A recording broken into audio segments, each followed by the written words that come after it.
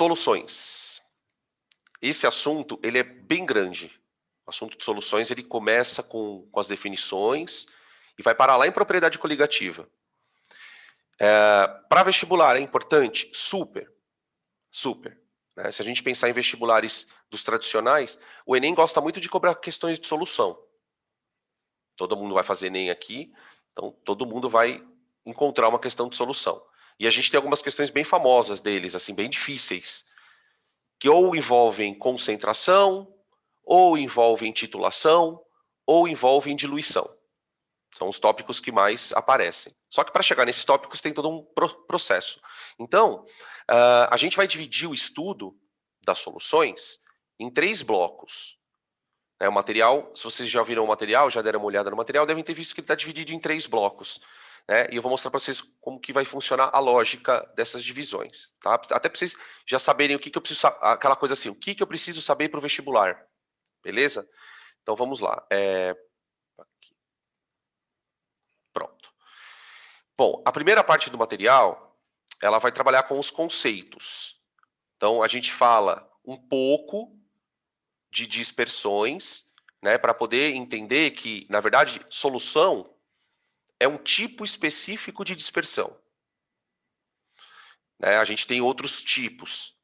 Aí a gente encaixa a solução nessa classificação. Tá? Dentro dessa abordagem, a gente vai falar um pouquinho de coloide, mas eu vou deixar para falar de coloide, gente, nos exercícios de sala. Tá? Depois falar do conceito de solubilidade. Qual que é solubilidade, quais são os fatores, né? A classificação de soluções, né? Saturada, insaturada, qual que é o critério? Curva de solubilidade e concentração. Então, isso é o que eu considero como sendo a primeira parte do material. Daí, na segunda parte, a gente vai trazer o conceito de concentração para cá e vai começar a fazer processos de manipulação da solução. Então, eu tenho uma solução pronta. Ok. O que eu posso fazer com ela? Eu posso diluir. Quando eu diluo, como é que é a relação de diluição com a concentração? Né? Quanto maior é o volume, menos concentrada vai ficar a solução, a gente vai falar disso. Depois a gente fala de mistura. Quando você mistura duas soluções, como é que você calcula a concentração? Então é cálculo, né? Aqui é conta. Conta. Super contaiada. E titulação, que é o que mais a aplicação mais interessante dessa história toda é a titulação. Então tem bastante exercício também de casos de titulação, que é quando você...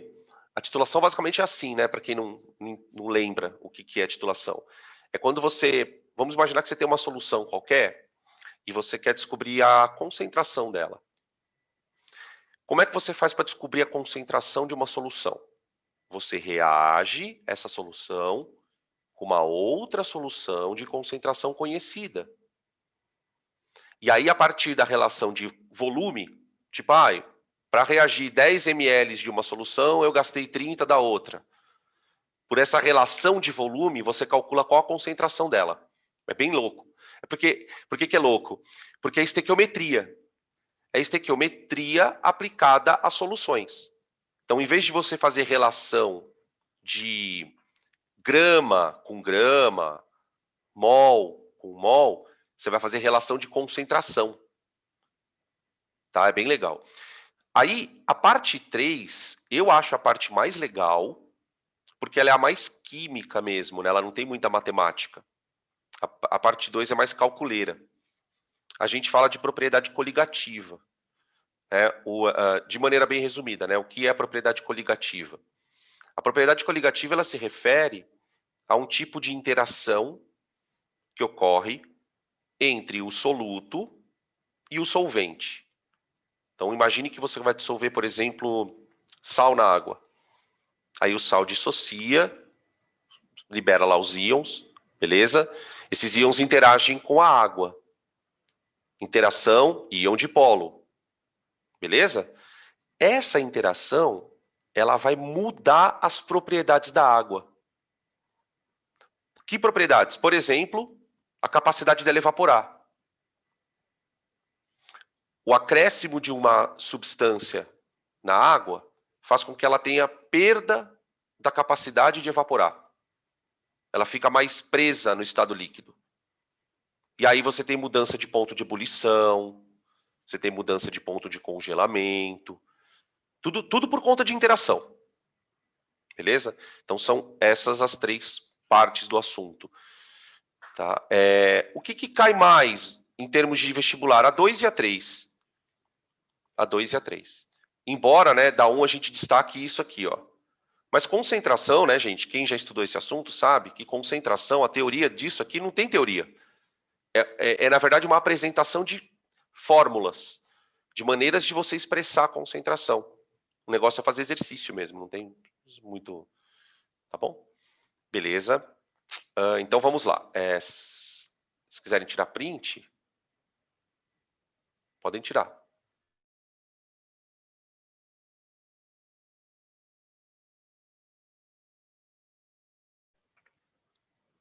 Daí eu já passo para frente aqui.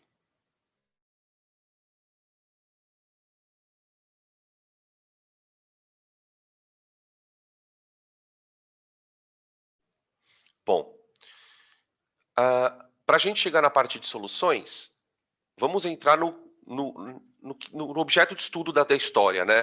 A solução, na verdade, é uma mistura. Definido da maneira mais simples, solução é uma mistura. Só que quando você pensa em mistura, existem maneiras diferentes de você abordar essa mistura dependendo do que tem lá dentro. É meio que isso. Então a gente começa definindo um termo mais geralzão, que é o termo de dispersão. Tá? Dispersar é espalhar.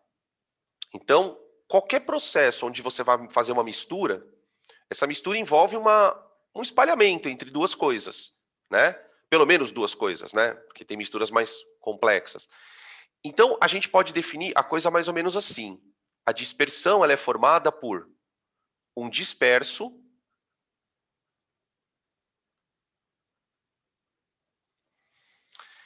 que está espalhado num ambiente, num meio, né?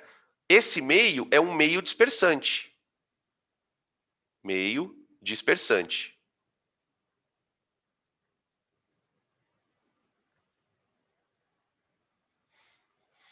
A gente tem 3 figurinhas aqui para ilustrar bem o que eu estou falando. Tá? Isso aqui é uma solução aquosa. Isso aqui é uma solução aquosa de sulfato de cobre, que é um sal. Tá? Aqui o que eu tenho? O sulfato de cobre, que é o disperso.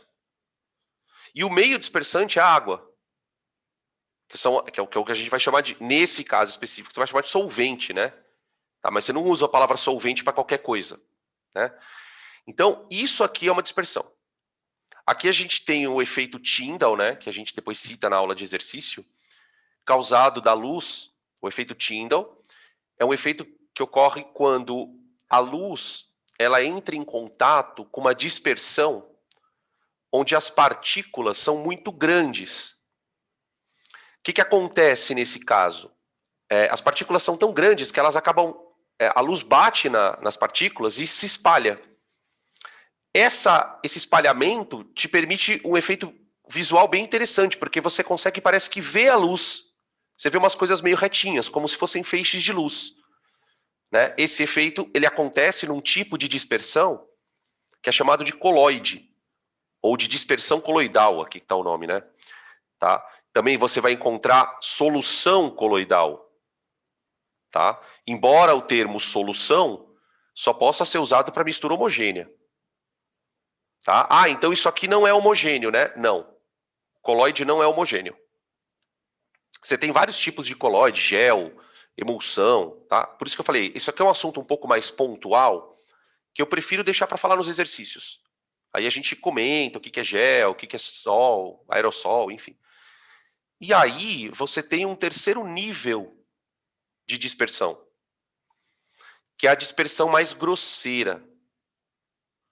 A dispersão é tão grosseira que você enxerga o disperso a olho nu. Tá? Vale lembrar que no coloide, na tal da dispersão coloidal, você nem sempre enxerga a olho nu. Né? O exemplo, quando a gente pensa em coloide, vem exemplos na nossa cabeça. O leite, o sangue, a maionese. né, que são materiais que a olho nu parecem que são homogêneos, mas a gente sabe que não são, tá? Aqui não, na suspensão, o negócio é grosseiro mesmo, tá? E aí tem uma classificação que eu coloquei aqui, ó, porque tem vários materiais que aparece essa classificação, eu acho legal vocês saberem, embora confesso que ninguém vai cobrar de você que você memorize, mas é só para entender aquilo que a gente olha, né, e enxerga como homogêneo e heterogêneo, né? Veja, a escala de classificação, ela vai basicamente de acordo com o tamanho disso aqui, ó, do disperso. É esse cara que manda, tá? Se o disperso é muito pequeno, e aí a gente está falando de uma escala de nanômetros, tá vendo? Você tem uma coisa da ordem de 1 nanômetro. O que, por exemplo, é da ordem de 1 nanômetro, que vocês imaginem que seja da ordem de 1 nanômetro? Íon. Íon. Íon. Molécula. Então você tem coisas que são muito pequenininhas. Quando essas coisas muito pequenininhas estão dispersas num meio dispersante, você tem um sistema homogêneo. Claro que para acontecer isso, né, tem toda aquela questão de interação molecular. A gente sabe disso. Tá? Na dispersão que a gente chama de coloidal, por exemplo, o sangue, que a gente estava citando aqui, né? O disperso ele já é maior. Você já consegue identificar o cara por microscópio. Tá? Aqui não tem como. Então, solução é homogênea por quê? Porque você não consegue separar o que é uma coisa da outra, em termos de identificação. Eles não são diferenciáveis. Aqui não. Aqui a coisa já é diferenciável. E na suspensão, a partícula é tão grande, ó, você já está na ordem de 100 nanômetros, a partícula já é bem maior, aí você consegue enxergar elas a olho nu. Tá? Beleza? O que o vestibular ama? Ama. Solução. Tá? E dentro das soluções, o que o vestibular ama? Solução aquosa. E dentro da solução aquosa, o que o vestibular ama? Solução aquosa de ácidos, bases, sais. É por aí que a gente vai, né? A gente vai recortando o assunto. A gente não vai falar de tudo. A gente vai falar daquilo que importa para o vestibular. Então, o que a gente mais vê em exercício, considere uma solução aquosa de não sei o que lá.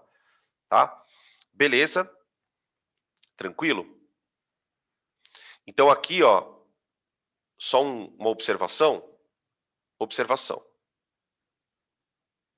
Para soluções,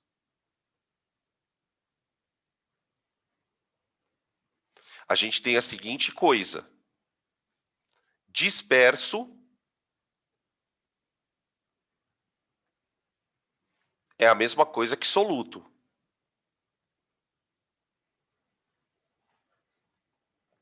Tá? Eu vou usar o termo soluto para o disperso que está na solução só. No coloide eu não chamo de soluto. É só uma questão de classificação, tá? E o dispersante é o solvente.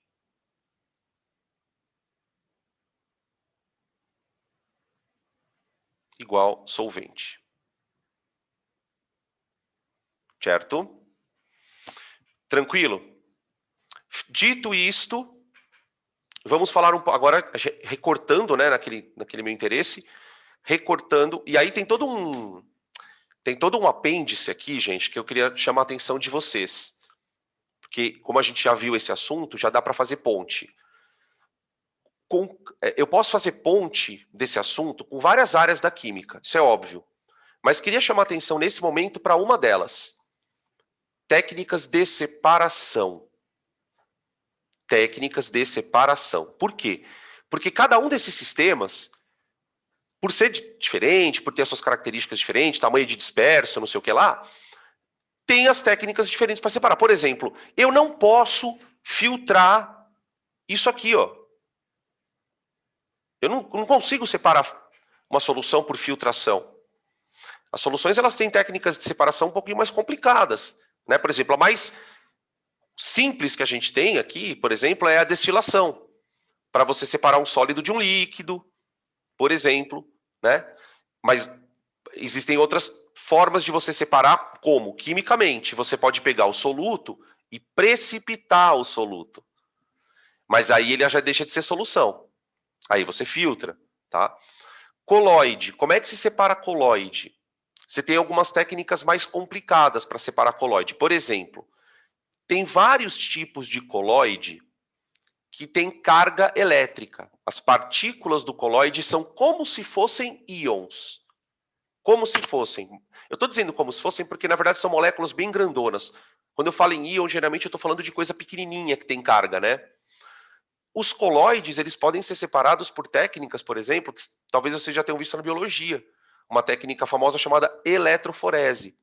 A gente vai citar na parte de coloide, tá? E a suspensão, que é...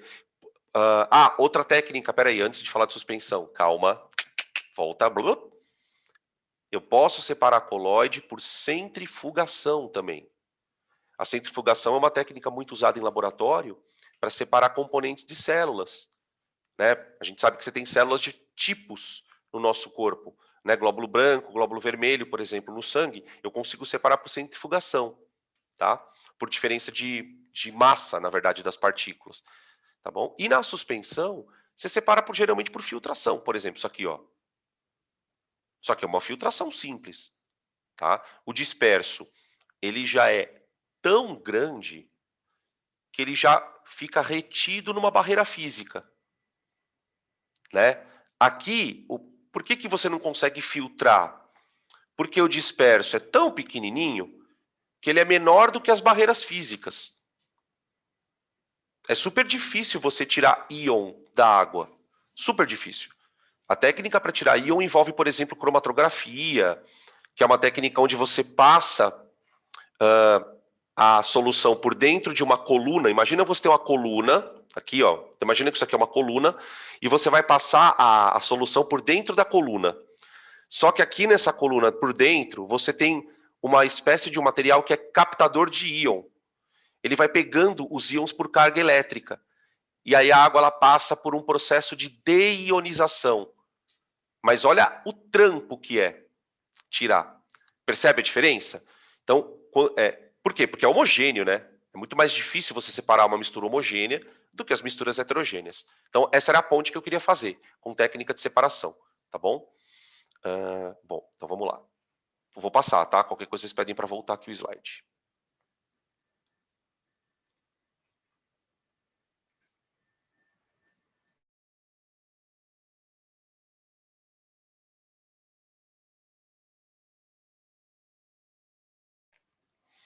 Aqui, essa tabela, a gente tem uma oportunidade de falar várias coisas, mas eu queria destacar uma especificamente.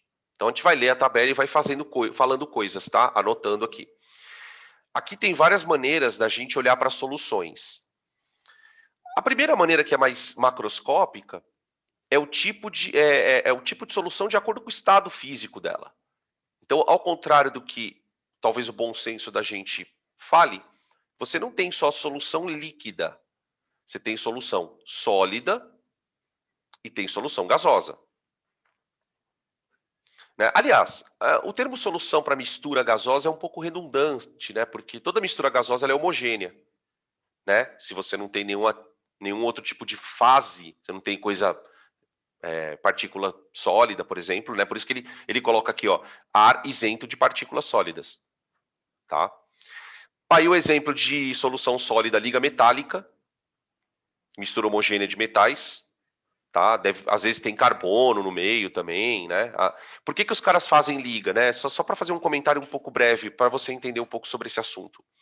Por que os caras fazem liga metálica? O metal ele tem propriedade, certo? Ele tem maleabilidade, ele tem ductibilidade, ele conduz energia, ele conduz calor, bom condutor calor, né? Bom condutor de calor. Só que às vezes você quer alterar essas propriedades do metal um pouco. Você quer diminuir um pouco a maleabilidade ou aumentar, quer diminuir a condutividade elétrica, muitas vezes é interessante, né? De você ter um metal que não conduza tanto eletricidade. Por quê? Porque o aparelho que você vai usar, ele é sensível.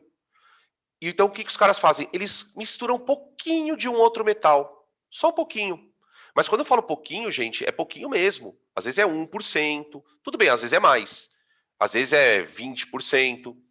Mas, por exemplo, no caso do aço, a quantidade de carbono que se coloca nele é 0,05%, assim, não chega nem a 1%, tá?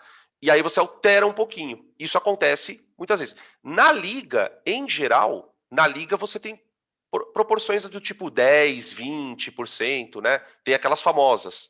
Bronze, latão, né? Tá bom? Quando a gente for falar de eletroquímica, vai surgir o assunto aqui, a gente destrincha ele. Tá bom? Outra coisa aqui, ó. E aí eu quero falar um pouquinho sobre este ponto. Espera aí. Aqui você tem o estado físico, tá? Sólido, sólido, sólido, líquido, líquido, líquido, gás sólido, que depois a gente vai falar um pouquinho sobre isso também, tá? Quando a gente for falar de reação de adição na orgânica, a gente fala sobre hidrogênio em catalisador de platina. Você tem uma solução, gente, em que o soluto é um gás e ele está dissolvido num sólido. É um negócio muito louco. É um negócio muito louco, tá? Por que isso acontece em geral, né? Quando você põe hidrogênio na platina. Só para vocês imaginarem isso. Imagina um átomo de platina, tá? O átomo de platina, ele é grande. Ele é grande, tá? E aí ele está na forma de sólida. Quando ele está na forma sólida, ele consegue absorver o hidrogênio e o hidrogênio fica dissolvido entre os átomos de platina do cristal. Porque o hidrogênio são moléculas pequenininhas. Então você tem uma solução bizarra de um gás e um sólido. Até isso tem, tá? Mas o que é mais importante, e daqui que você tem que saber é isso, é lembrar isso aqui, ó. Mais uma vez, a gente recém terminou a parte de ácidos, bases, sais, né? Vamos começar depois agora a parte de reações. E toda a discussão de ácido, base e sal girou em torno disso aqui, ó. Substância que na água conduz corrente. Então, daqui, a gente classifica as soluções em duas categorias. Solução do tipo açúcar e água, que a gente chamava de não eletrolítica, ela tem esse nome por quê? Porque o que está dissolvido na água não é íon. Ela não é íon. O açúcar é uma molécula. Então, daí eu chamo de solução molecular. Então, na solução molecular, por exemplo, você pode explicar a interação açúcar-água por ponte de hidrogênio. O açúcar tem grupo OH, esse grupo OH interage com a água, então a gente pode resumir a coisa assim, ó. Em soluções aquosas,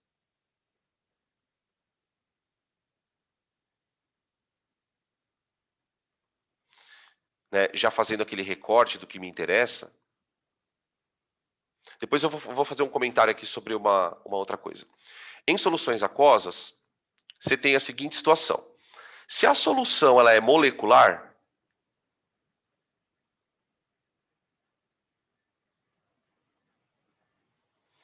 qual é a interação que ocorre entre o soluto e o solvente? Ponte de hidrogênio.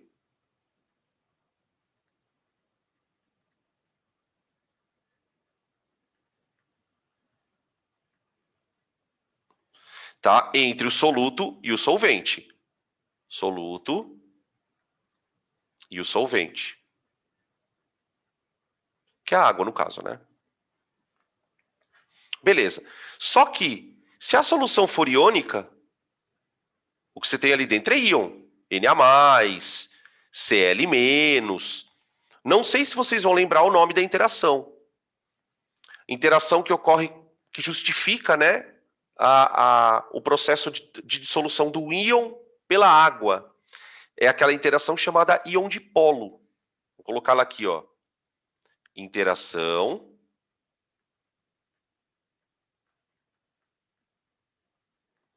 íon dipolo.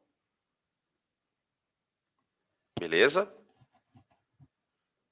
Aqui eu coloquei uma imagem, deixa eu fazer um zoomzinho nela, ó, para a gente analisar uma questãozinha aqui, ó. Aqui você tem uma solução, ó, que não é aquosa. Álcool iodado. O álcool iodado, ele é conhecido por ser usado como antisséptico, né? Ele é bactericida. Tanto é que quando a gente vai fazer cirurgias, por exemplo, o médico ele passa no lugar onde ele vai fazer a incisão, ele passa o iodo. Vocês já devem ter, ou se já fizeram algum procedimento cirúrgico, ou já visto.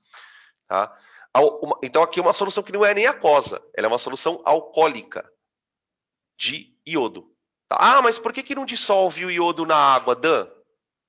Porque ele não é polar. Ele não é polar, ele não consegue fazer ponte de hidrogênio.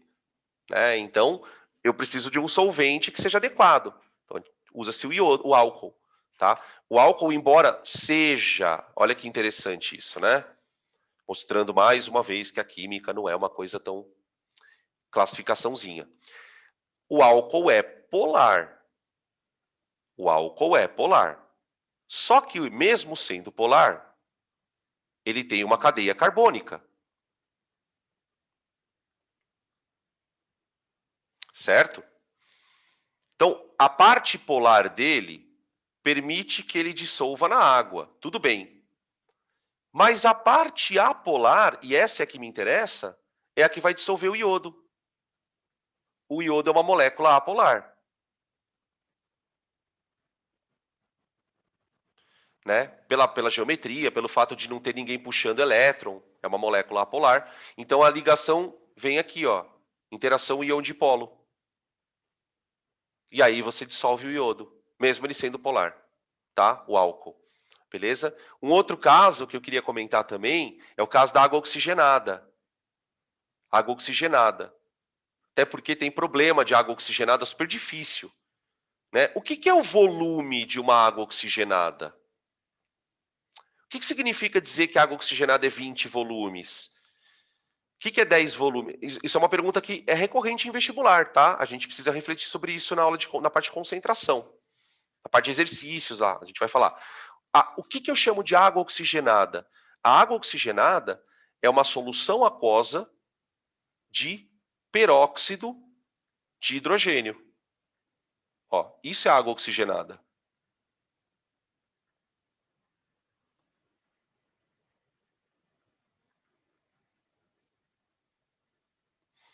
Beleza?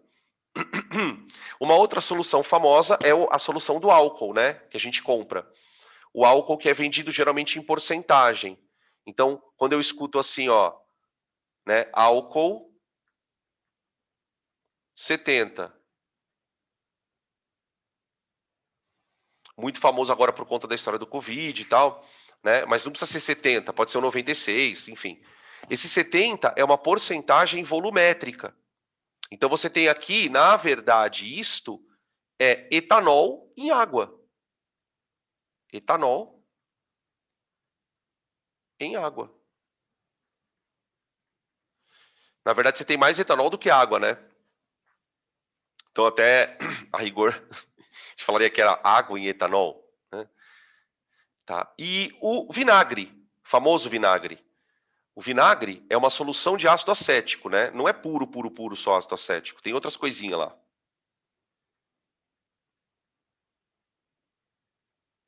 Solução de ácido acético. Tá? Isso é o vinagre. Inclusive, tem um exercício muito famoso, porque ele já apareceu em vários vestibulares, com vários tipos de conta, né? Que o cara ele faz uma titulação do vinagre para descobrir a concentração dele.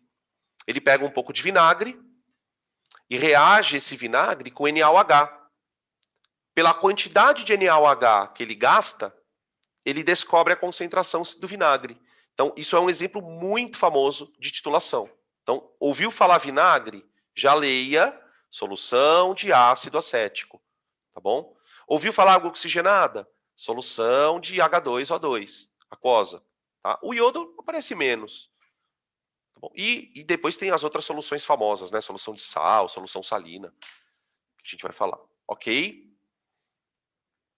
Uma outra coisa que eu queria só lembrar é o seguinte. Para você ter uma solução iônica, você pode fazer isso. A solução ela pode ter sido originada por dois processos, né? Só lembrando. ou por dissociação,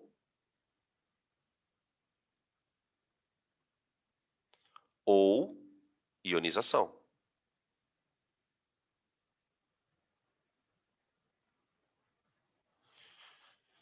Isso vai depender da natureza do eletrólito, né? Ácido ioniza, sal dissocia, base dissocia. Comentamos isso anteriormente. Inclusive bem anteriormente aqui. Tá bom? Beleza, gente? Tranquilo? Podem tirar print para a gente seguir.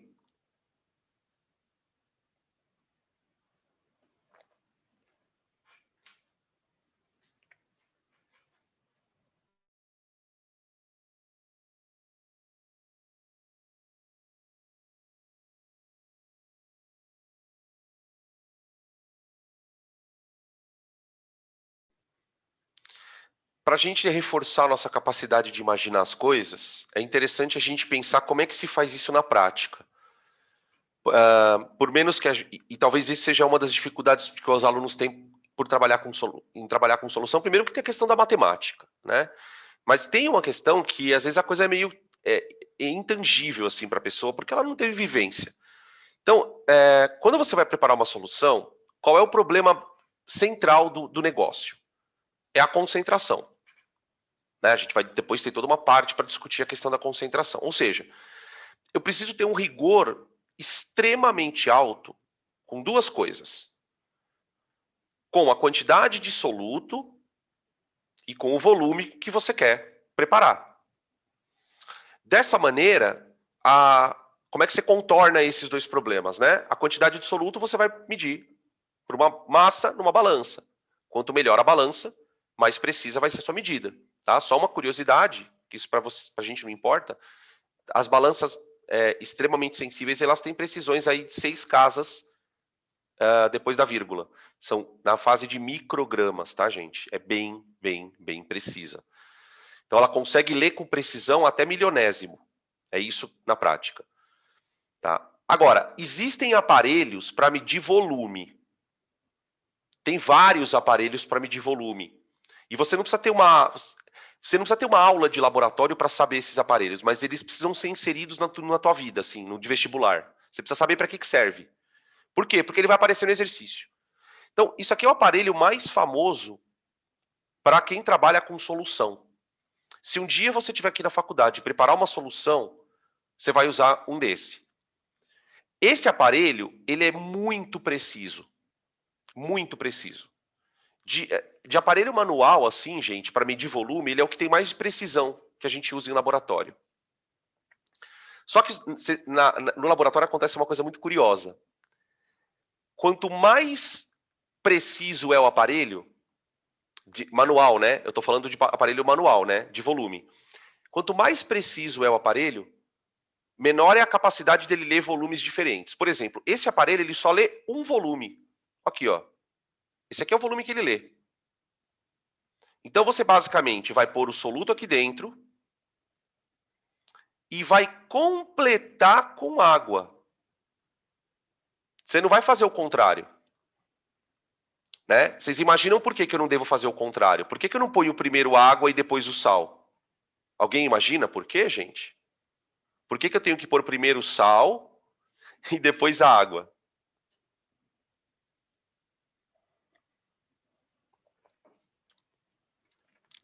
Imaginem. Nunca colocamos primeiro água. Só tem um caso em que você vai colocar água, que depois eu conto qual é. O que acontece aqui é o seguinte. Vamos imaginar que você coloque água. Tem a ver com a concentração. Tem a ver com a concentração.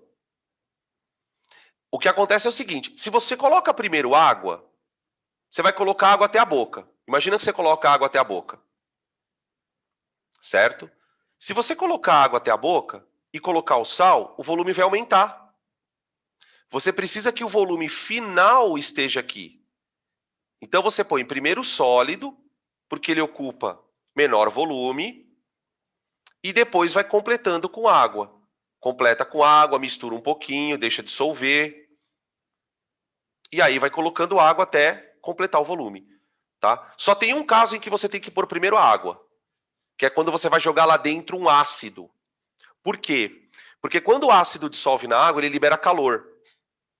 Então, se você jogar primeiro o ácido e depois a água, a quantidade de calor vai ser liberada muito rapidamente. Porque você tem muito ácido ali dentro já esperando a água chegar.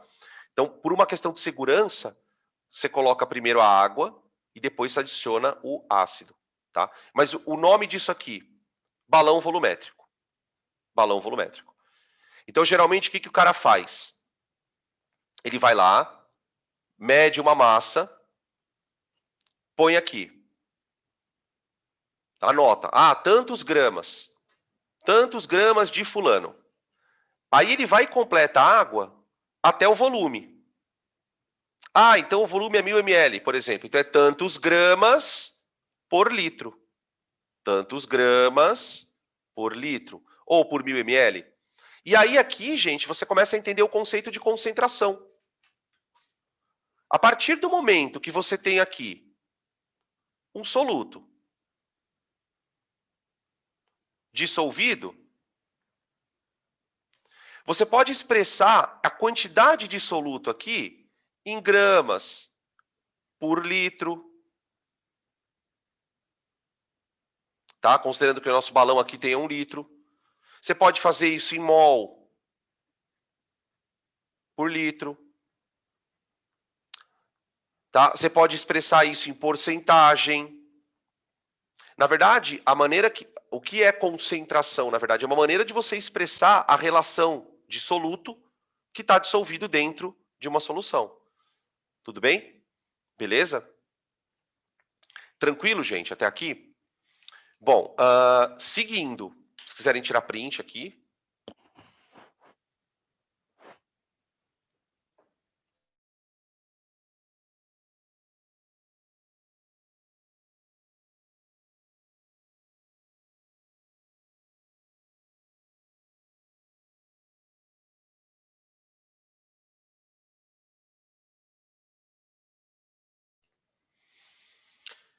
Solubilidade.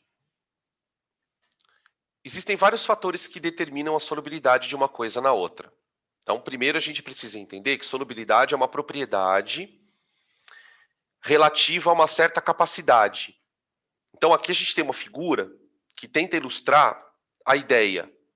O que o cara fez? Ele pegou aqui 2 frascos com água. Mesma quantidade de água, tá bom? E aí ele vai adicionando porções de uma substância e vai dissolvendo essa substância, mas ele vai adicionando porções de massas iguais. Então ele dissolve aqui um pouquinho, dissolve aqui um outro pouquinho, dissolve aqui um outro pouquinho, até ele perceber que o sal não se dissolve mais.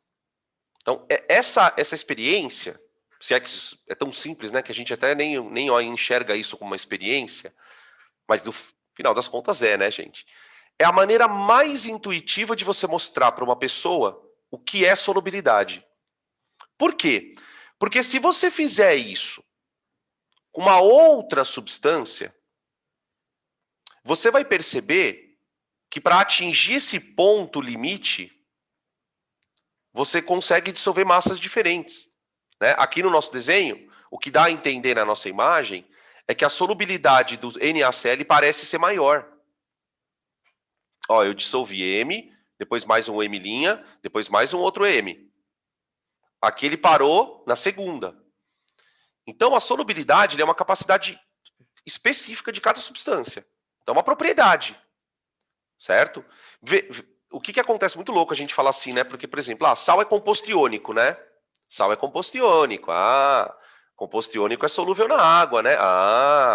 Mas tem tabela de solubilidade de sal. Quando você fala que uma coisa é solúvel, tudo é solúvel. Ponha isso na cabeça. É muito bizarro a gente perceber isso. O que eu estou tentando te mostrar? Que se você for no limite, até você encontra no óleo de cozinha, você encontra água lá dentro, dissolvida. Tem uma experiência que você não deve fazer em casa, mas a experiência vai confirmar isso que eu estou falando. Se você pega uma panela com óleo e põe para esquentar, quando ele está ficando bem quente, começa a sair umas bolinhas lá de dentro, lá do fundo Lá do fundo. Parece que o óleo está querendo ferver. Na verdade, aquilo ali não é óleo, é água. É água. Então, solubilidade, todo mundo tem. Por isso que eu não gosto daquela frase semelhante dissolve semelhante. Não do jeito que a gente interpreta. A gente deve interpretar assim: quanto mais semelhantes eles forem, mais solúveis entre si o serão. Essa é talvez seja a frase mais correta, tá bom? Porque senão, assim, todo composto iônico é solúvel? É, mas tem variações, tá? Beleza? Então, solubilidade, ela vai ser expressa, antes de mais nada, né, como uma quantidade, tá bom? Quantidade. Essa quantidade, ela vai ser expressa, na verdade, por uma coisa chamada coeficiente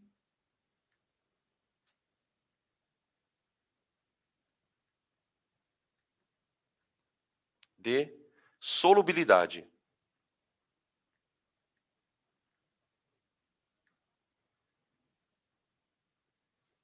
Coeficiente de solubilidade. Esse é o termo que se usa, tá?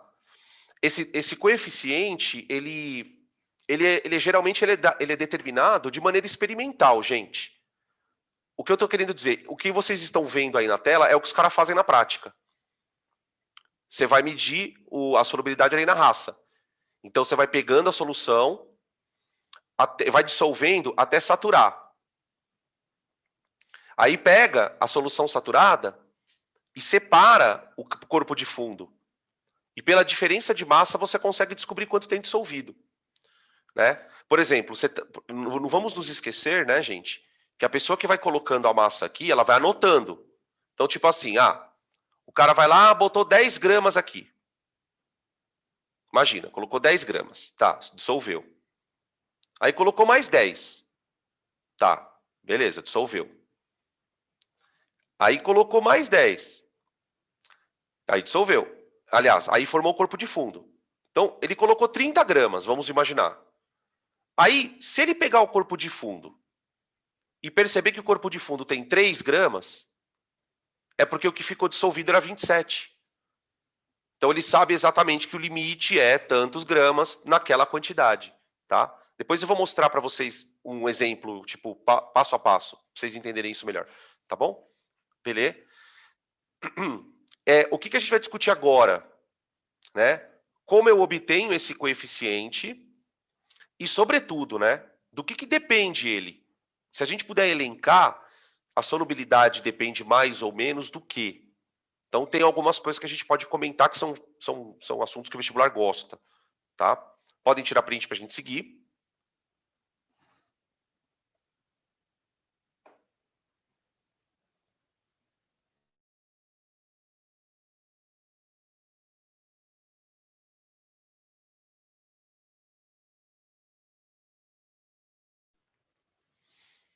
Aqui. Aqui eu peguei de um livro, cara, achei muito legal essa sequencinha que eles colocaram aqui, de valores. Ele está simulando uma situação para descobrir o coeficiente de solubilidade de uma substância. Então ele vai lá, pegou NaCl e vai dissolver o NaCl em água. A primeira coisa que eu queria chamar a atenção de vocês é o seguinte, né? Esse experimento ele precisa ter um controle de temperatura. Ou seja, a solubilidade ela vai ser atrelada a qual temperatura você está fazendo isso. Porque nós sabemos de experiência prática que água quente dissolve coisas diferentes de água fria. Né? Por exemplo, se alguém já teve experiência de lavar a louça com água fria e água quente, sabe que a água quente ela limpa muito mais fácil a louça do que a água fria, com o detergente, obviamente. Né? A solubilidade ela é afetada pela temperatura. Então, o que a gente vai discutir daqui a pouquinho. Vamos nos ater só ao fato de que ele vai fazendo experiências onde ele vai colocando quantidades de sal e vai observando em que momento obtém-se uma solução com precipitado. Então, o que acontece? Enquanto a solução está límpida, significa que o soluto está dissolvendo lá dentro. Então, no caso do NaCl, o que a gente sabe que está acontecendo? A gente sabe que está acontecendo isso aqui, ó. NaCl, sólido, virando Na+, mais Cl-. Só que acontece o seguinte, né, galera? Cada íon que vai para a água obriga a água a solvatar ele. Lembra da solvatação que acontece nos íons? Então, as moléculas de água, elas vão, digamos assim, ficando ocupadas, solvatando os íons. Elas vão ficando cada vez mais saturadas, cheias de íon em volta. O que chega-se um dado momento em que a quantidade de íon é tão grande que começa a acontecer uma coisa surreal. Primeiro que a água não consegue mais dissolver íon. E aí forma-se uma coisa visual, que é o precipitado. O precipitado, na verdade, é um sólido que fica ali dentro. Seria isso aqui, ó. Isso aqui seria um precipitado. Enquanto tem água para dissolver, não forma o precipitado. Por isso que a gente usa o termo saturado, né? Saturar, eu acho que é o termo mais legal, por quê? Porque a água está saturada, ela não aguenta mais receber íon para solvatar. Recebe íon, solvata, recebe íon, solvata. Agora todas as moléculas estão ocupadas. Não tem mais condição de ter interação aqui. É nesse sentido que a gente fala que saturou. Você tem que tentar imaginar que a partir daquele momento, todo tipo de cristal que você colocar ali não conseguirá mais ser solvatado pela água. E aí você atingiu o precipitado. Tá? Nesse limite, a gente estabelece duas coisas, né? Primeiro, o coeficiente de solubilidade. Então veja, ó, eu destaquei aqui as últimas duas linhas, ó. Na sexta experiência, ele colocou 36 gramas de sal em 100 de água e obteve-se uma solução límpida. Então, até aqui, ok. Quando ele colocou 37, ele percebeu que 1 grama precipitou. Então, na verdade, 36 é o limite. 36 é o limite. Então, eu vou escrever assim agora, ó. O coeficiente de solubilidade. Espera aí, vamos colocar aqui embaixo. Espera aí. Vou colocar aqui, ó. Então, eu vou dizer que o coeficiente de solubilidade a 25 graus Celsius do NaCl é igual a 36 G por 100 ml de água. Tá bom? Geralmente, o coeficiente de solubilidade não vem expresso em ml. Ele vem em pode vir em gramas também. No caso da água, especificamente, 100 ml equivaleriam a 100 gramas, né? Para água. Isso para água, né, gente? Por favor. Por causa da densidade. Esse daí é o limite. Beleza? Para cada temperatura é feita uma medida. Para cada temperatura é feita uma medida. Então, se você fizer isso aí a 25 graus, você tem um ponto no gráfico.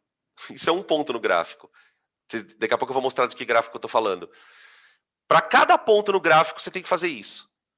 Para 25, a 26, a 27, a 28, a 29. Né? E quanto mais próximas forem as temperaturas, melhor fica o gráfico, né? Não adianta você fazer 1 a 0 graus e 1 a 80 graus e tentar montar um gráfico, né? Não é muito inteligente isso. Tá? Pergunta. Professor, então o precipitado forma quando a solução saturou. Exatamente. Exatamente. Então, aqui você tem três situações. Ó, tudo que está em branco, tudo isso aqui, ó, elas são soluções insaturadas.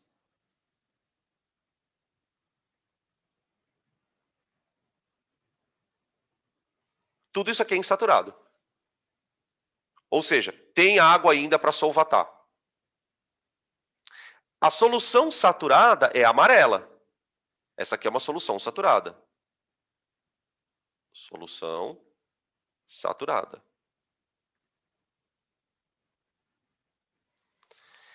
A solução que nós obtivemos aqui, ó, quando ele fala aqui, ó, solução límpida. Tá vendo essa solução límpida? Essa solução límpida é igualzinha à amarela. É a mesma, porque ela já saturou ali em cima.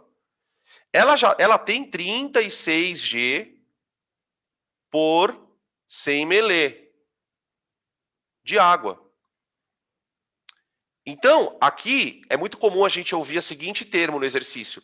É uma solução saturada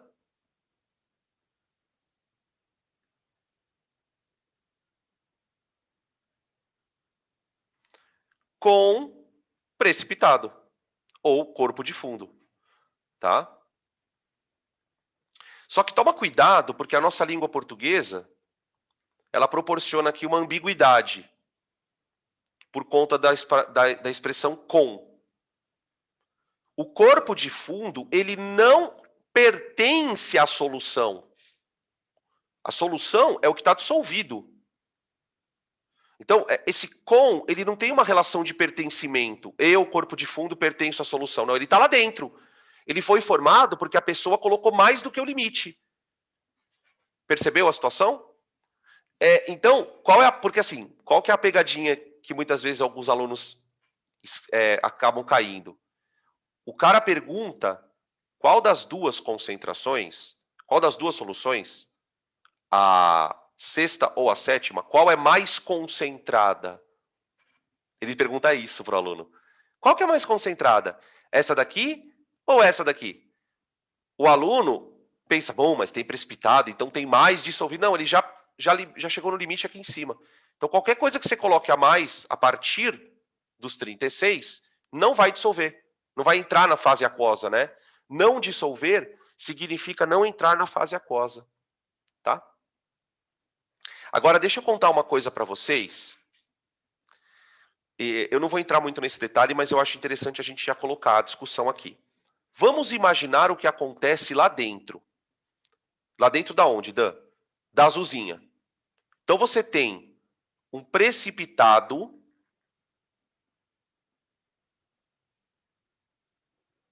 certo? Esse precipitado, ele é formado... Deixa eu colocar aqui, peraí. Por NaCl. Aqui, peraí. Isso aqui é NaCl sólido. Só que aqui dentro da água está cheio de íon Na+,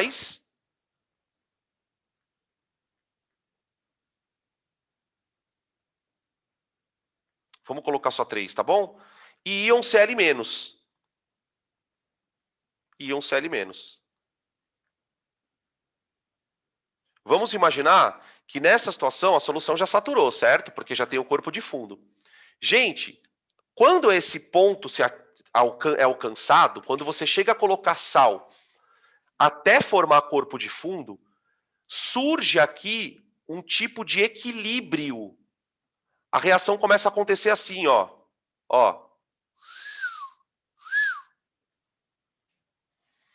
Ou seja, na prática, o que começa a acontecer? Ao mesmo tempo em que os íons NaCl continuam dissolvendo, você tem íon voltando para o precipitado. Você tem a reação direta, olha aqui, ó, olha a reação direta. 1. Reação direta. Aqui, ó, 1. O precipitado, ele continua dissolvendo. É bizarro isso. Só que a gente não enxerga isso. Por quê? Porque ao mesmo tempo em que o precipitado continua dissolvendo, como a concentração aqui, ó, atingiu o limite, você tem uma concentração limite aqui, ó. Quando essa concentração está muito alta, começa a acontecer o processo oposto. E aí você tem os dois acontecendo com a mesma velocidade. Então, quando você olha o recipiente, você jura que o precipitado está parado ali. Mas, na verdade, está acontecendo os dois processos. Ao mesmo tempo que o precipitado continua dissolvendo, os íons precipitam. Só que nessa situação, a concentração não pode mais ser aumentada. Por quê? Porque tudo que você jogar a partir daí vai para o fundo. Plá. Por quê? Porque essa concentração limite, ó, ela foi atingida. Essa concentração aqui, ó. Sacaram a ideia? Tem todo um estudo de equilíbrio baseado nisso, né? Que é o equilíbrio de solubilidade, que a gente vai ver também lá na frente.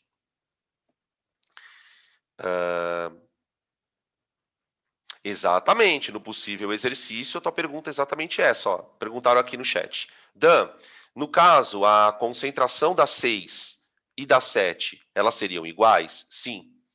A presença do precipitado, Lu, ela só evidencia o fato da solução estar saturada.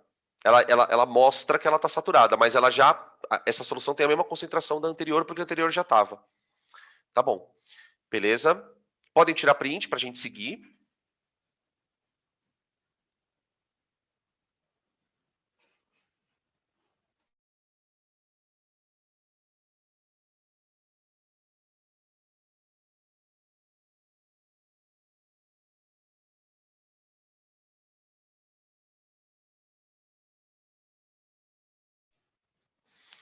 Vamos falar um pouquinho das interações que ocorrem durante um processo de dissolução. Quando a palavra dissolver ela é muito ampla, se você olhar do ponto de vista químico. Por quê? Porque um processo de dissolução iônica é um processo diferente de uma dissolução molecular. Então, quando você põe um soluto dentro do solvente, pode acontecer, grosso modo, duas coisas. Ou acontece interação molecular, que são os casos que a gente já estudou. Então, você pode ter, por exemplo, interação do tipo ligação de hidrogênio.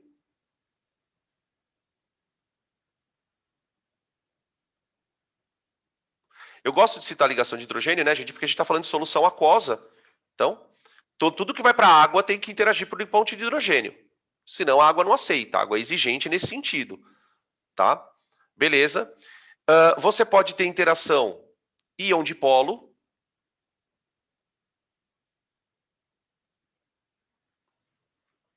Então, por exemplo, quando um íon Na+, ele é solvatado por uma molécula de água. Então, imagina as moléculas de água aqui, ó. Isso é um exemplo de interação íon dipolo. Tá? Beleza? Aqui você tem a interação íon dipolo, ó, entre o íon e a molécula. Tá? Beleza. E tem as outras de polo induzido e tal. Só que, às vezes, acontece do soluto reagir com o solvente. Tá? A reatividade é um outro caso. Tem duas situações que vale a pena a gente comentar porque são famosas no vestibular. Tá? O primeiro caso é o caso da amônia.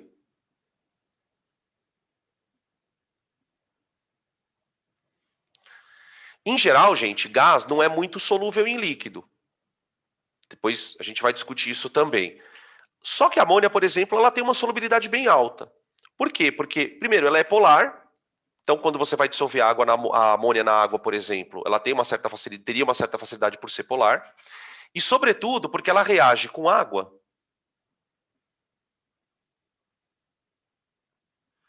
constituindo também um equilíbrio, formando isso, ó, NH4 mais OH-. Tá? Então, por que eu estou chamando a tua atenção nesse caso? Porque se algum dia você ouvir isso aqui, ó, solução aquosa de amônia, você tem que pensar exatamente nessa equação. Não existe amônia parada na água, gente. Tipo, não pense que a amônia na água fica paradinha ali interagindo. Não, ela reage com a água. Está acontecendo um processo. Então, Por exemplo, o que seria saturar amônia de água? Fazer com que essa reação atinja o equilíbrio. Você vai borbulhando amônia na água, vai borbulhando amônia na água, até a concentração atingir um limite disso aqui, ó. Esta concentração e esta, que é quando indica que o equilíbrio foi atingido, tá? Então você tem muito mais do que só uma coisa dissolvida na outra, é diferente. Diferente, por exemplo, água e álcool. Água e álcool, você tem água e álcool. Né? Quando eu penso numa solução de água com etanol, é isso aí. Eu não penso na água reagindo com etanol, não isso. E um outro caso, também para dizer que é bem famoso, é o caso do CO2. Né? Essa reação, ela é mágica. Ela é muito importante para a gente. Quando eu falo para a gente, é para a nossa vida mesmo, né? Quando você borbulha gás carbônico na água, por conta do caráter ácido dele, ele dissolve melhor na água. Por quê? Porque ele reage. Então acontece dele produzir H2CO3, tá? Dependendo das condições em que o sistema tiver, de pressão, temperatura, você ainda pode ter o H2CO3 ionizando um pouquinho. Ó.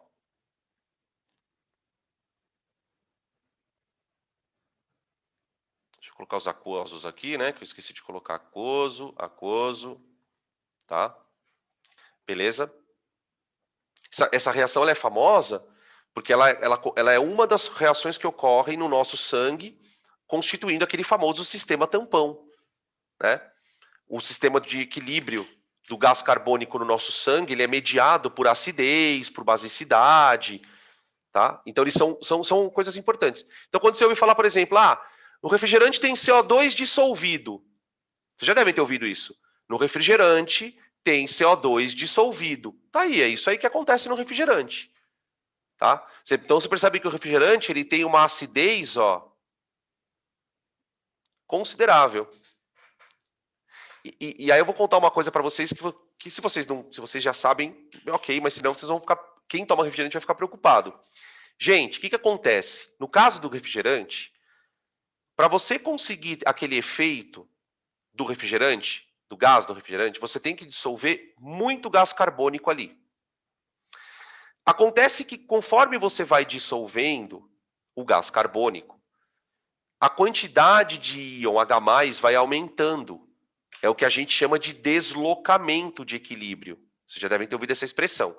Você vai aumentando o gás no refrigerante. Como que eles fazem isso geralmente? Comprimindo o gás. Os caras injetam o CO2, mas ele não injeta assoprando um canudo.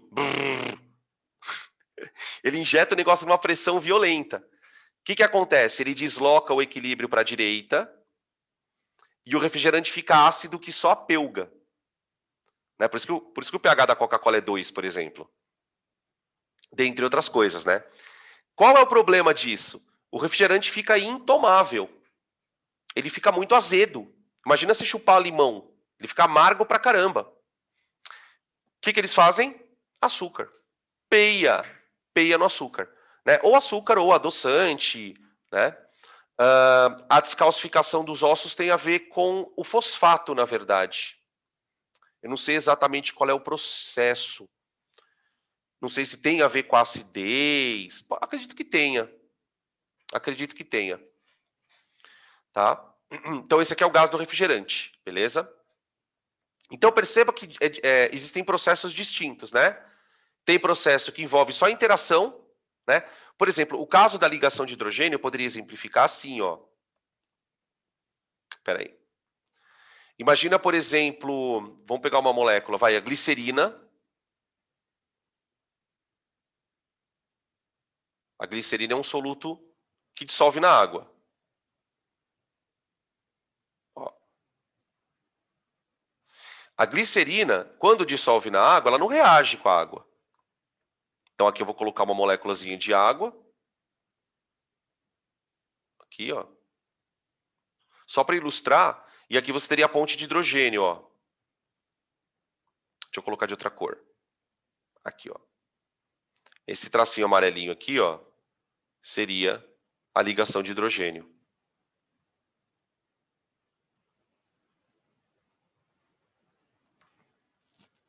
É muito louco você pensar, por exemplo, né, que no caso da água, ela tem o álcool, o etanol, tem uma solubilidade infinita na água.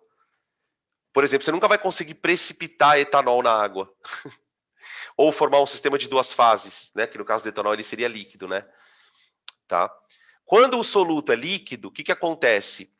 Quando a solução fica saturada, você começa a formar um sistema de duas fases. Você não tem precipitado, tá? Então, por exemplo, quando você mistura água com óleo, é muito louco. Agora você tentar enxergar essa perspectiva. Tenta imaginar uma situação assim, ó. Vamos ver se você consegue reconstruir tua ideia de soluções. Ó, peraí, opa. Imagina um recipiente que você tem assim, ó. Que tá aquele funil, né? Que a gente usa para separar por decantação, lembra? Ó. Aí você coloca aqui uma mistura de óleo e água. Então você tem uma fase aqui, ó. Óleo. E aí você tem aqui uma interface. E aqui embaixo você tem água.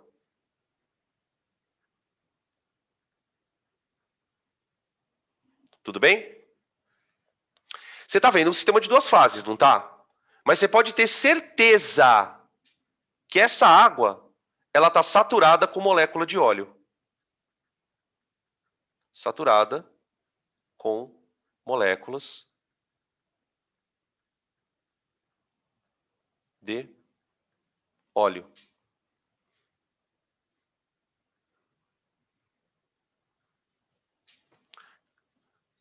Ah, Dan, mas então, peraí, agora você me confunde.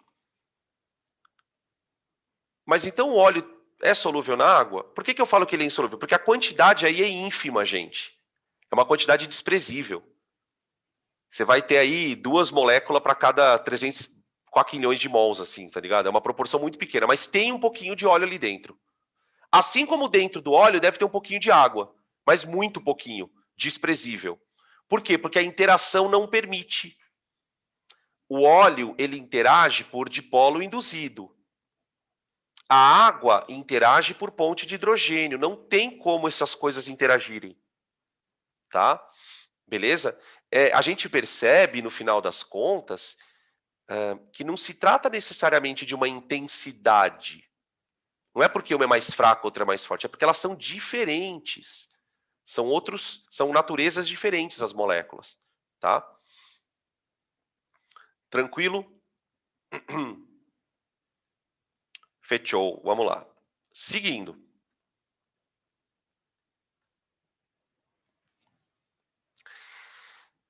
A pressão afeta a solubilidade, gente. Então, primeiro a gente viu que existe aí uma questão de interação molecular, né? Pode ser uma interação que favoreça mais ou menos. Então, quando uma coisa é muito solúvel, é porque a interação favorece. Quando uma coisa é pouco solúvel, é porque a interação desfavorece. Às vezes, a substância é solúvel porque ela reage também. Então, reagir aumenta a solubilidade. Quando a gente pensa em gás, surge um fator relevante, que é a pressão. Eu vou dizer para vocês assim, no nível que a gente estuda para o vestibular, né, a pressão ela só é estudada no caso dos gases, mas numa solução de líquido a pressão também afeta, mas bem pouco. Então, qual é o nosso interesse? Por que a gente gosta de falar desse assunto? Porque existe no nosso planeta todo um ecossistema aquático. E a sobrevivência dos ecossistemas aquáticos depende de algumas questões. A gente pode citar a temperatura da água, a gente pode citar a quantidade de poluentes, mas tem uma coisa que é fundamental. Sem isso não teria ecossistema aquático, que é oxigênio dissolvido na água. Por isso que esse assunto é importante. Quando eu falo de solubilidade de gases, muitas vezes esse assunto ele vem colocado na apostila meio que solto assim. Você tem que linkar ele com alguma coisa. Você tem que linkar com a biologia. Ah, mas espera aí. É um problema essa questão do oxigênio dissolvido na água? É. Por quê? Porque, primeiro, o oxigênio ele não é uma substância que se dissolva muito bem na água porque ele é apolar. Segundo, ele está no estado gasoso. E assim, gente, gás não gosta de dissolver em líquido, é um outro estado físico. É um outro estado físico. As moléculas estão numa outra desordem, é muito difícil do gás penetrar no líquido, tá? Pelo tipo de estado mesmo. Então, o que, que acontece? Uma das coisas que afeta a solubilidade de gás no líquido é a temperatura, e a outra é a pressão. Tá? A temperatura eu vou falar depois porque eu vou juntar com tudo. Aqui a gente tem um desenho que eu achei bem legal, que mostra o efeito. Então, como é que você entende a questão de um gás num líquido? Assim como qualquer solução, a solubilidade de um gás no líquido ela tem um limite. Então, você pode ter um líquido saturado de gás. Tá? O que, que acontece quando um líquido está saturado de gás? Um equilíbrio. De novo, como que funciona esse equilíbrio? Então, imagina que você tem uma substância X na fase gasosa, que começa a ser dissolvido num líquido, por exemplo, na água. X aquoso. Ok. Conforme você vai aumentando a pressão, por exemplo, você vai empurrando mais essas moléculas para dentro. Tá? Você pode fazer isso de várias maneiras. Qual é a maneira mais comum? Você continuar injetando gás. Então, por exemplo, quando você quer gaseificar o refrigerante, você vai tochando o CO2 ali, vai injetando ali dentro de um sistema de alta pressão. Por quê? Porque essa concentração ela vai chegar num limite, ó. Aqui você não espera formar precipitado. Por quê? Porque você está dissolvendo um gás. Se fosse um sólido, você observaria um precipitado. Percebe que é a mesma coisa? Só que você está num outro estado físico. Quando essa concentração atinge o limite, forma-se o equilíbrio.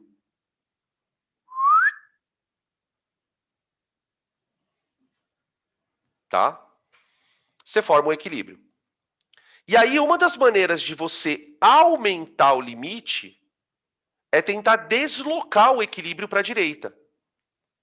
Você vai empurrar, fazendo a reação ser forçada a produzir mais aquoso. Existem técnicas para fazer isso. Porque se você deixar o sistema parado ali, do jeito que você está vendo, a concentração ela continua a mesma. Por quê? Porque agora você tem gás saindo, aliás, você tem gás entrando e tem gás saindo. E a velocidade de entrada ficou igual a de saída. Sacou? Então você atingiu a concentração limite, que seria, vamos dizer, o coeficiente de solubilidade do composto.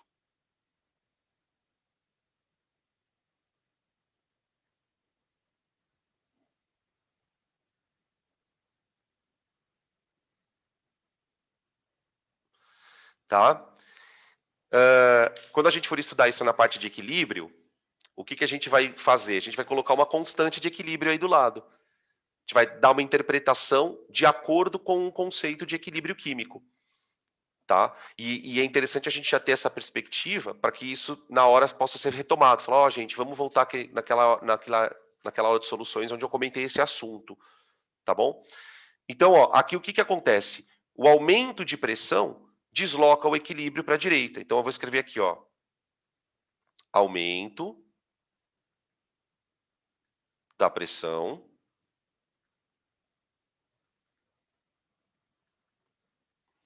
desloca o equilíbrio para a direita.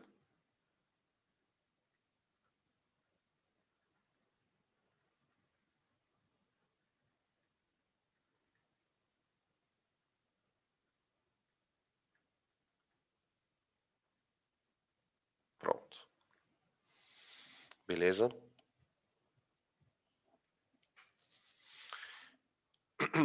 Tranquilo?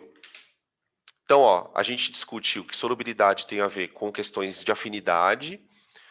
Né? O caso da pressão, ele deve ser levado em consideração para gases. Então, qual é a regra? Aumento de pressão, aumenta a solubilidade de gás. Acabou. Por isso que o refrigerante aberto, ele vai perdendo o gás. Né? Porque toda vez que o refrigerante ele vem numa pressão alta. Então, quando você compra o refrigerante, o que você faz é isso, o que você está recebendo é isso aqui, ó. É isso aqui. Aí o que acontece? Você abre. Quando você abre, esse gás aqui, ó, escapa. O gás que estava aqui, esse pouquinho, escapa. Só que esse gás aqui, pouquinho, ele estava em equilíbrio com o aquoso. Ele estava assim, ó, nhel, nhel. Então, você tinha um gás preso ali. Quando você abre o sistema, esse gás aqui escapa, ó. Você abre e fecha. Quando você fecha, o sistema é forçado a entrar em equilíbrio de novo, não é? Então ele vai ter que jogar mais gás aqui para cima, ó. E é nessas que ele vai perdendo gás. Ele vai perdendo gás, ele vai perdendo gás, ele vai perdendo gás. Quanto mais você abre e fecha, tá? Chega uma hora que você abre, nem faz mais aquele barulho, pss, né? Da segunda, terceira vez que você abre o refrigerante, já não faz mais o barulho. Já nem tem mais gás saindo, porque já não tem mais gás lá dentro. Aí ele fica com aquele gosto meio insosso, né? Deu para entender mais ou menos qual é a dinâmica? A dinâmica do refrigerante. Você que sempre teve dúvidas sobre por que o seu refrigerante fica ruim, tá aí. Beleza, posso seguir aqui? Seguilo hemos.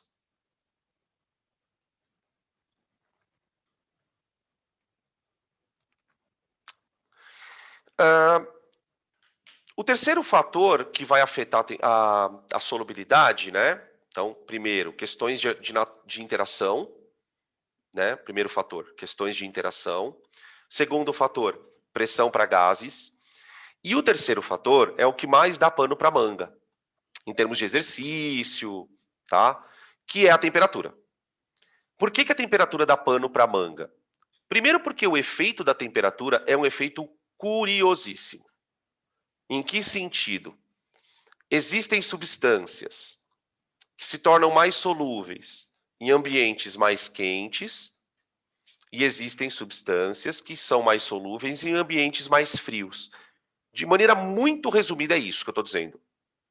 Tá? Eu gosto sempre de citar causos da nossa casa, porque vocês vão entender. Eu gosto de comparar o açúcar com a maisena. Pega um copo de leite gelado e tenta dissolver maisena e tenta dissolver açúcar. Você vai perceber que a maisena se dissolve mais fácil. Você consegue esparramar a maisena ali dentro, no açúcar que está no leite gelado. E o açúcar demora mais para dissolver. Você vai ter mais dificuldade para dissolver. Provavelmente você não vai conseguir dissolver muito. Quando você pega o leite quente, o comportamento é outro. Pega um leite bem quente e tenta jogar maisena na criança. Cara, a maisena não fica ali um pó ali, não consegue dispersar. Esse é um efeito mais. Em compensação, o açúcar não. O açúcar, quando o leite está quente, você consegue dissolver horrores de açúcar. Né? Então, o efeito da temperatura, ele é, por assim dizer, aleatório. Na verdade, não é aleatório, óbvio que não é, mas para o nosso nível de explicação, ele, a princípio, vai ser aleatório. Então, primeira questão que você precisa saber. Como o efeito ele é meio aleatório, qual é a maneira que você vai receber essa informação? Gráfico de temperatura por solubilidade. Então, o gráfico, ele é expresso sempre do mesmo jeito, tá? Eixo X, perdão. Temperatura no eixo X e solubilidade no eixo Y. Só tomem cuidado, porque às vezes o exercício é de conta. Tomem cuidado com as unidades. Se é grama por 100 gramas, se é grama por 1 quilo, fica ligeiro com isso daí, tá? Vocês fiquem espertos. Geralmente é grama por 100 gramas, tá? Grama por 100 gramas de água. E aí a gente observa nesse gráfico dois perfis de comportamento distintos. O primeiro perfil, ele é observado pelo KNO3, vai acompanhando, hein? O K2CrO4 e o NaCl. Do que eu estou me referindo? São substâncias cuja solubilidade aumenta em temperaturas mais altas, ó. Você pega o caso do KNO3, ele é gritante, né, ó. A 20 graus, ele dissolve uns 40 e pouquinho. Quando você dobra a temperatura, solubilidade vai para quase 100, 80, 90, por aí, ó. Quase 100. Só de dobrar a temperatura, a solubilidade foi lá para cima, percebe? Então você tem um sal cuja solubilidade, primeiro, varia pra caramba, e ela segue um padrão, digamos assim, do senso comum. Quanto mais quente, mais dissolve. Seria o padrão do açúcar, vai. Tá bom? Você vê, por exemplo, que o NaCl, ele tem uma temperatura que aumenta com a solubilidade, mas não tanto, né? Ó, não tanto. Sacaram? Essa percepção você tem que ter, gente. Tá? Até porque, por exemplo, o cara pode depois fazer uma pergunta sobre isso. Depois eu comento sobre qual é a vantagem de você saber isso. Tá? Agora, tem alguns compostos que têm um padrão de solubilidade meio estranho. Em que sentido? Quando está quente, ele dissolve menos. Ó. Quando está quente, dissolve menos. Que é o caso desse composto aqui, ó, o sulfato de sério. Que ele é bem famoso, ele aparece direto em exercício. Porque ele tem esse comportamento, tá? Não é um comportamento muito comum, mas ele existe. E tem explicação, tá? Como eu disse, não é uma coisa aleatória, tem explicação. Bom, o que a gente pode tirar de informação disso? Primeiro, a temperatura influencia, né? Por que isso acontece? Então vamos explicar. Vocês sabem que tudo é uma questão de equilíbrio, né? Como eu disse para vocês. Então, imaginem uma solução saturada com corpo de fundo, tá? Então, ó, quando você tem uma solução saturada com corpo de fundo,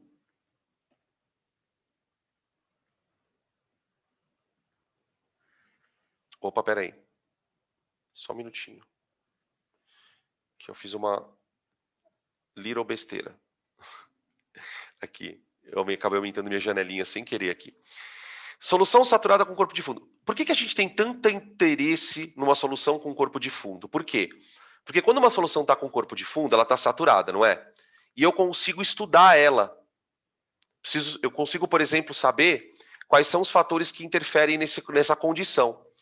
Então, você tem duas coisas que podem acontecer numa situação dessa, de um equilíbrio desse tipo. Primeira situação, ó. Imagina uma substância sólida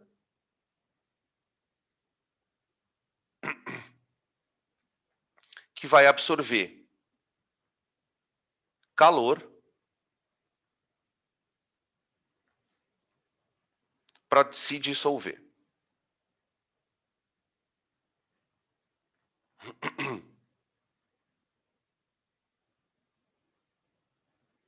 Ó. O que acontece dentro de um equilíbrio é que o calor ele participa do processo. De que maneira? Você tem situações em que o sólido absorve calor para se dissolver. Certo? Isso é uma situação. Essa situação indica que essa substância só vai conseguir passar para a fase aquosa quando ela absorver calor. Então a gente vai dizer que ela tem uma solubilidade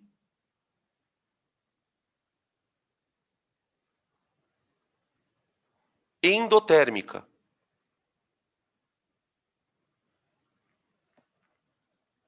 Por quê? Porque quanto mais calor você der para o sistema, mais ele dissolve. É a curva do KNO3. Tudo é equilíbrio. Né? Quando a gente estuda esse assunto, por exemplo, quando eu dou esse assunto em aula, normalmente, é difícil a gente abordar isso que eu estou comentando com vocês. Por quê? Porque isso vai ser abordado só na parte de equilíbrio. Então, quando o aluno olha para esse gráfico, ele fala, mas por que isso acontece, cara? A explicação está aqui. Tem substâncias que no processo de dissolução absorvem calor. É natural isso delas. Tá? Para elas, quanto mais calor você der, mais você desloca o equilíbrio para dissolver. Só que você tem outras situações. Outra situação, perdão. Você tem essa daqui, por exemplo, ó.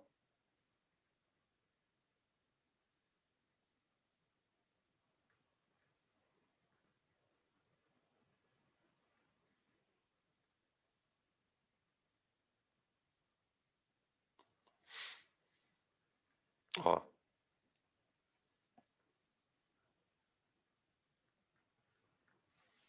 Esse processo é diferente, em termos de energia.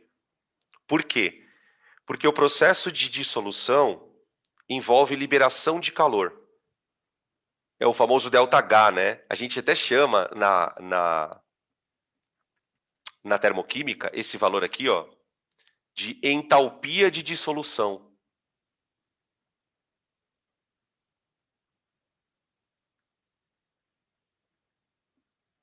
A gente gosta de dar nome para as entalpias, né?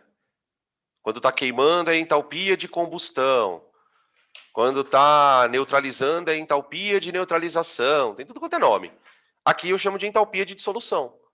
O que acontece é que, nesse caso, a substância libera calor. Então, quanto mais você tira calor do sistema, mais você favorece esse processo. Né? Como quando você tira calor, imagina que você consiga pegar o calor e tirar. Quando você escreve o calor desse lado, isso dá a entender que o calor é um produto. Então é como se você estivesse tirando o produto daqui. A reação tenta produzir mais. Então, ela é uma solubilidade favorecida por perda de calor. Quer fazer o negócio dissolver melhor? Tira calor. Então é uma solubilidade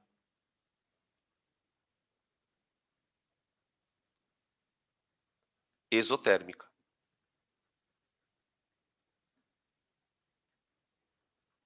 Então, por exemplo, esse tipo de solubilidade se encaixaria para maisena no leite, né? Pensando numa situação análoga, né? Num exemplo análogo, seria como se fosse a maisena no leite. Ela dissolve melhor em leite frio, em ambientes onde você tem menor quantidade de calor disponível, tá? Beleza? Tudo é equilíbrio, gente. É muito louco porque depois que você estuda equilíbrio, todas as aulas que a gente vê de arrhênios, de soluções, elas começam a fazer sentido.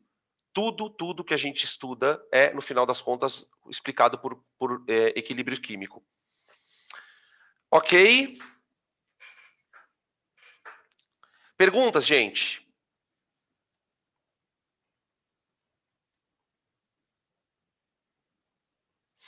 Uma observação para a gente discutir ainda de temperatura, como não podia deixar de ser, é a influência da temperatura nos gases.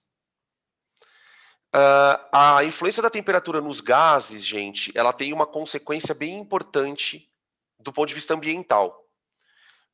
Por que nesse caso a gente não fala, se eu pensar em termos de comparar com o efeito da temperatura e o efeito da pressão, o efeito da temperatura é muito pior. Porque assim, se você pensar na água que nós temos no nosso planeta, ela está praticamente em ambientes quase com a mesma pressão, certo? Você tem ambientes onde está um pouquinho mais baixo, mais alto, mas a pressão não é o que maior influencia a solubilidade do oxigênio. A gente não conseguiria ter um ambiente de pressão tão alta para dissolver mais oxigênio. Agora, a temperatura é um problema. E aí eu quero mostrar para vocês o tamanho do problema. Gente, aqui você tem um gráfico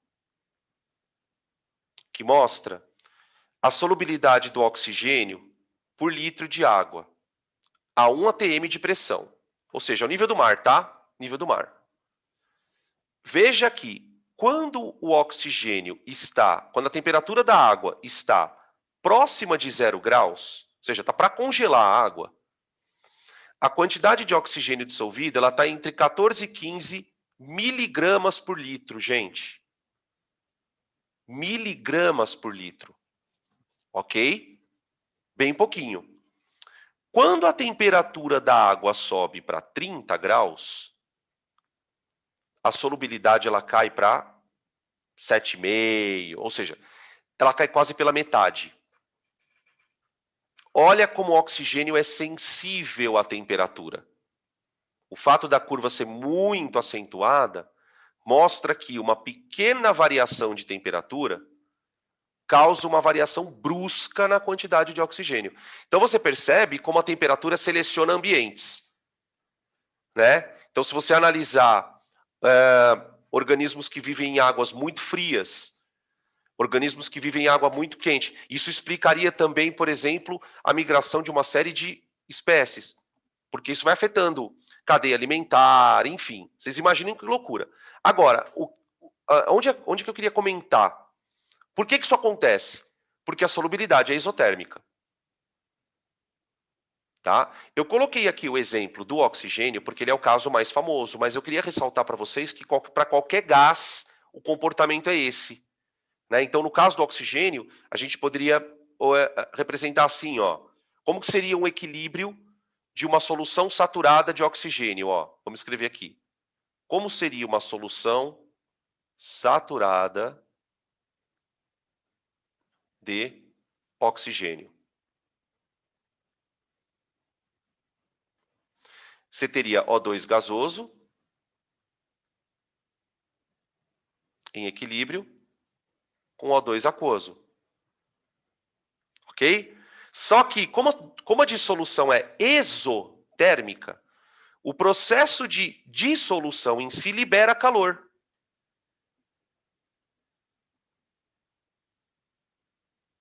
Ele libera calor. Ok? Então isso explica, por exemplo, por que o oxigênio se comporta melhor em termos de dissolução, né? Em água fria do que em água quente. Tá? Qual é o problema?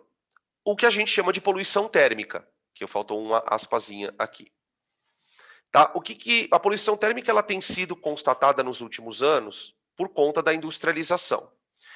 O que ocorre muitas vezes? As indústrias, muitas vezes, acabam despejando nos rios efluentes que não são cuidados, né? Não são tratados. Assim, o tratamento de efluente, gente, é uma área super vasta da química, porque você tem que tratar efluente para tudo quanto é tipo de coisa. Ou o efluente, às vezes, está ácido, ou aí você tem que neutralizar. Ou o efluente está básico, e você tem que neutralizar. Ou o efluente tem algum metal pesado, e você tem que tirar o metal pesado. Ou, às vezes, pasmem, o efluente está quente. Jogar água quente no rio causa poluição térmica, principalmente nas encostas do rio, onde a indústria vai jogando aquela coisa. Aquela região, como a indústria vai trabalhando 24 horas por dia, as indústrias não cessam, né, os processos de produção, ela vai jogando aquilo com muita frequência, aquilo vai aumentando a temperatura da água. E o aumento de poucos graus faz o equilíbrio deslocar. Porque o que significa aumentar a temperatura em última análise, gente? Imagina que você está dando calor. Aumento de temperatura. Aumentar a temperatura é dar calor. Quando você dá calor, o que acontece com o equilíbrio? O equilíbrio é forçado a deslocar para a esquerda.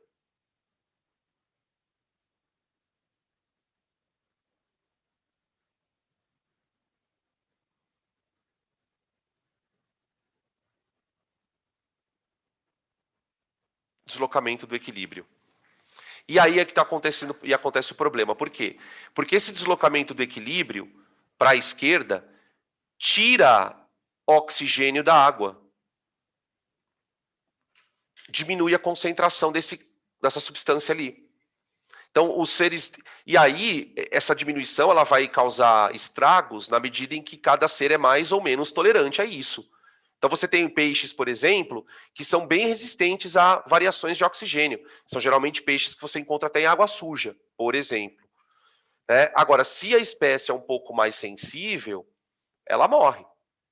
Pequenas variações já causam a extinção não, o desaparecimento da espécie naquele local, né? E aí você tem todo um efeito ecológico, porque ela com certeza faz parte de uma cadeia alimentar, ela vai, o sumiço dela daquela região vai causar um desequilíbrio nessa cadeia, enfim.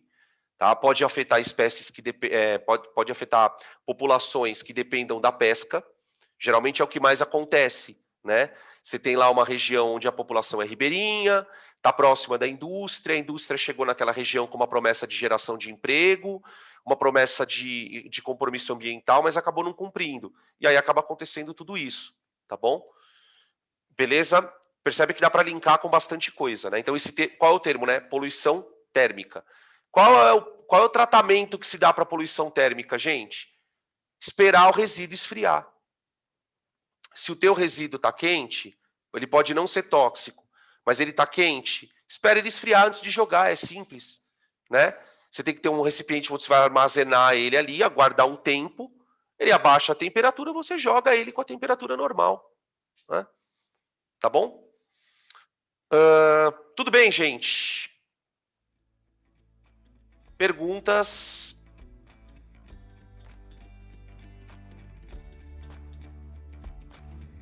Dúvidas? Então tá bom. Então é o seguinte, paramos por aqui, tá? Paramos por aqui.